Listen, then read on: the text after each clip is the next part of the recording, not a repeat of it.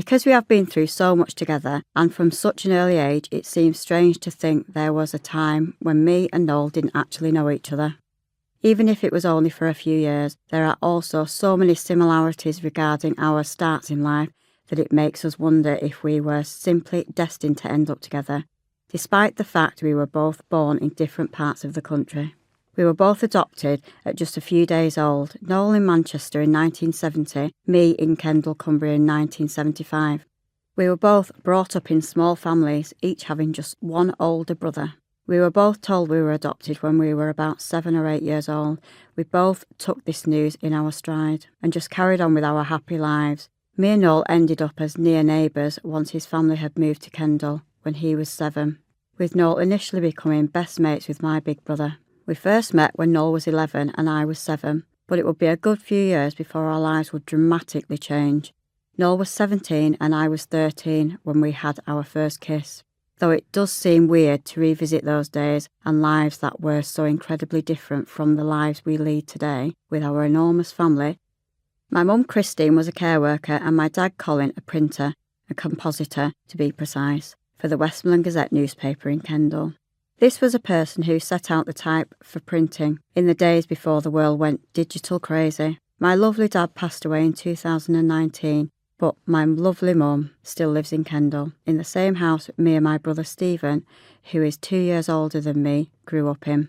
My first memories are, like most people's, pretty hazy, but I do remember that our house had this little black breakfast bar. It's funny the things that stay with you. While my first memory is of playing out in the garden when I was 3. Nothing special, and it was obviously a much quieter garden than the one I became used to as a mum of 22. The only birthday party I can really remember when I was a kid was the one when I must have been about 5. It was the birthday party I had after we moved into the house that was pretty much our forever house.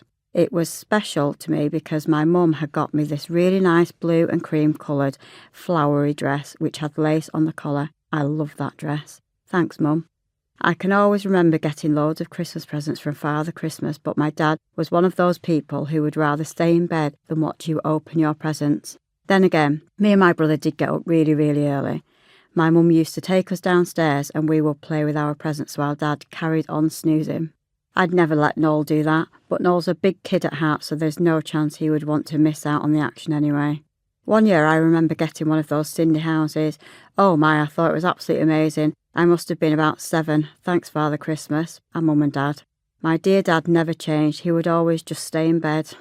Christmases were so quiet because it was just me and my brother, whereas now, Christmases for us are just crazy, but absolutely amazing as well.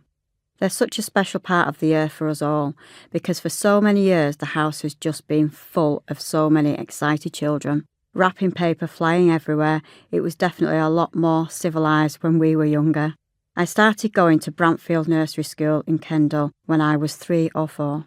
Then I went to the Heron Hill Primary, and I always remember the little bottles of milk you were given to drink in the morning. I think I was a good pupil. I used to like sewing and art, but I don't know why I liked art so much because I was absolutely rubbish at it. Maybe it didn't bother me because I think I was quite laid back and chill as a young girl, and I just got on with things, even if I was no good at them. Being laid back and chill possibly helped me take in the news that I had been adopted. I think I was about 7, and I remember my mum saying to me, "You're very special because you didn't grow in my tummy, you grew in your other mummy's tummy, but I got to keep you." And she showed me this bonnet that my birth mum had handed over when she put me up for adoption. But I don't remember feeling anything really.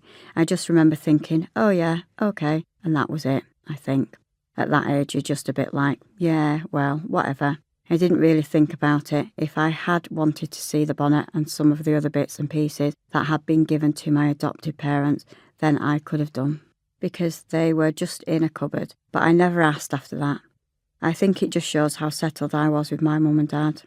A much bigger deal was going from primary school to secondary school because the high school we went to had a lower high school and an upper high school. It just seemed so big and different to primary school and felt so intimidating. But I didn't feel intimidated for long. I can't have, because I did enjoy it. I settled in well and made a lot of good friends. I always hated maths and science though. I didn't mind geography and loved PE.